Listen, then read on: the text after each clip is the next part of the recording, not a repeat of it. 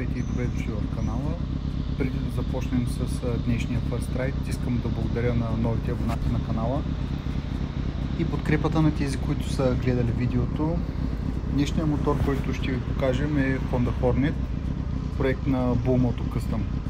Ще има линк в описанието, за да се запознаете и с другите проекти на студиото. Преди да започнем, нека първо да видим как изглежда мотора.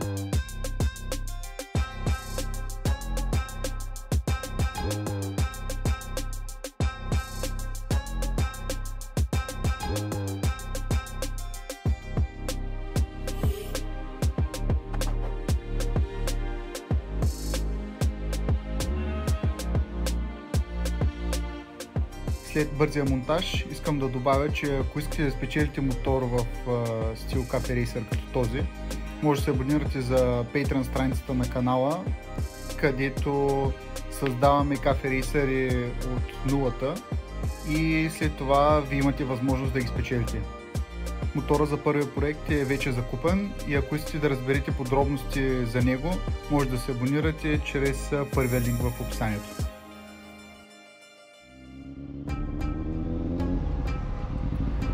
Започваме първо с малко обща информация. Както казах, мотора е Honda Hornet 600 кубика. Оригиналното стоковото му тегло в оригинално състояние мисля, че около 200 кг, което е средно като параметри за един мотор. Този в случая, в този си вид е някъде около поне 20 кг по-лек, мисля, че е около 180 кг на кантар с горилото. Аз съм висок 1,89, тежел 88 кг и честно да ви кажа, имам леки съмнения, че ще ми е малко неудобно на мотора. Но стига съм приказвал, време е да се повозим. И другото, което исках да добавя и за различните модове, които има мотора. Както виждате сами, няма абсолютно никакви.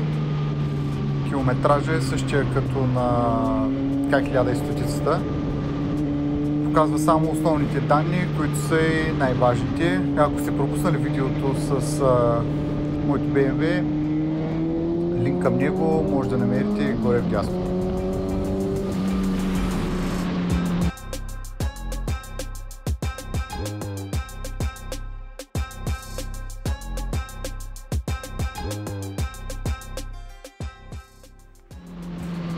Както вече казах, базата на мотора е Honda Hornet 600 кубика.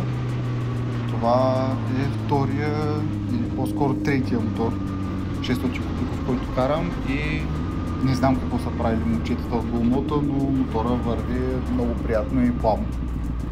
След малко ще ви разкажа и за някои от нещата, които са правени по него. Първо искам да кажа за стойката. И както казах по-рано, определено не се чувствам особено удобно на мотора, но трябва да си има предвид, че мотора не е правен по моята стойка и размери, така че е напълно разбираемо, да не ми е особено комфортно. Краката ми са средно свити, не мога да кажа, че ми е неудобно, но определено в горната част на тялото изпитвам по-голям дискомфорт и по-конкретно мога да кажа в китките заради агресивната предна позиция на тялото. Седалката изглежда, че е супер неудобна, но въобще не е така. Карам вече почти 2 часа и съм много приятно изненадан. Екипа на MG Design е свършил страхотна работа и определено външния вид в случая тук лъжи. Сега ще разкажа и за някои от модификациите, които са правени по мотора. Естествено няма как да се сетя за всички, но по-така важните. Километража е същия като на BMW-то косо.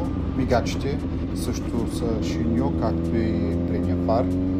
Някои от къстъм частите, които са изработени за мотора, са кутията за акумулатора, стойката съответно, опашката на мотора, стойката за фара, брекетите за мигачите и една от най-яката част от моторите, генерацията, която е с вътрешности от лево винче. И естествено мотора е с спортни филтри. Всички метални части са изработени от нераждаема стомана и естествено мотора е с нови гуми, нова верига DIT, спортни ръчки, ръкохватки, които са рентал, а огледалото е хайсайдер. Спойлерите са изработени от епоксидна смола, а цвета на мотора се води сив мат. Сега следва да ви споделя и за това как се усеща мотора в градски условия. Съединителя и скоростите се усещат много плавни и в същото време много отчетливи. Докато при BMW-то, докато свикна в началото, имаше доста голямо колебание от моя страна на коя предавка съм и какво точно се случва с съединителя. Другото интересно нещо, което ми прави впечатление, са градусите, които поддържа мотора. Имайки предвид, че карам предимно в големия трафик, температурата на въздуха е 30 градуса и мотора поддържа около 100 градуса. Усеща се лека топлина, идваща от двигателя, но не е нещо фатално, по-скоро е поносимо. Говорейки за топлина, искам да вметна няколко думи за двигателя и за генерацията на мотора. Работата на двигателя ми прави впечатление, че е супер гладка и в комбинация с звуците, които излизат отзад и отстрани, удоволствието е невероятно. Мотора работи равномерно и другото интересно е, че няма никакви вибрации, гледайки в огледалата за задното виждане, което е значително улеснение при карането в градска среда. Мощността, с която разполага мотора, също е повече от достатъчна, но е хубаво да отбележа, че не е лошо да имаш повече за някоя по-неприятна ситуация, която може да се наложи да се изстрелиш.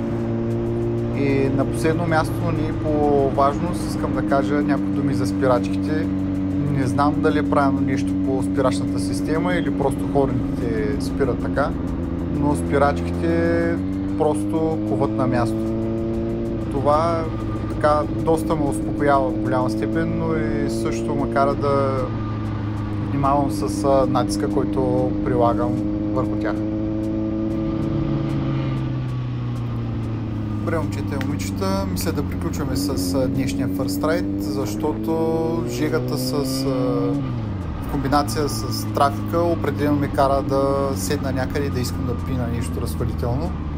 Благодаря за вниманието и ако ви е харесал днешния проект на Bull Moto Custom, проследете Instagram профила на студиото и се абонирайте за канала, за да не пропуснете представянето на следващия мотор, а също и съм радостен да споделя, че в най-скоро време ще ви покажем изглобяването на следващото попълнение в колекцията. Бъдете живи и здрави, карайте внимателно и ще се видим в следващото видео.